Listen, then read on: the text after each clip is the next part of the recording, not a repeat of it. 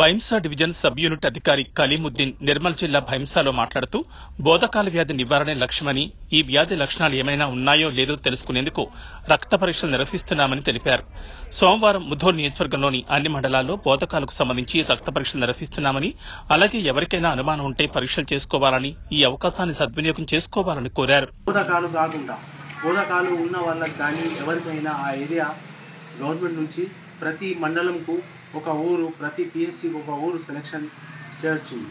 అయితే ఆ ఊర్లలో నైట్ సర్వే ప్రతి ఏఎన్ఎం సూపర్వైజర్స్, ఆశాస్ అందరం కలిసి నైట్లో ఆ ఏరియాలో ఎవరెవరు ఉన్నారు, వాళ్ళ జనాల ఎందుకు నడుస్తుందంటే ఈ బోధకాలు గురించి ఏదైనా శరీరంలో ఉంటే అది నైట్ బ్లడ్స్ కలెక్షన్ చేస్తేనే మనకు తెలుస్తుంది. అది మనం తీసి ప్రతి విలేజ్కి ఏదో సెలెక్ట్ చేసిండ్రు మండలం ప్రకారం.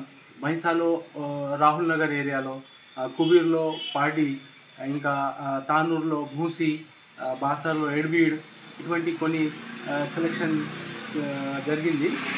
అది పై ఆఫీసర్లు మనకు ప్రభుత్వం నుంచి వచ్చింది విలేజెస్. అయితే ఆ పరీక్ష మేము చేసి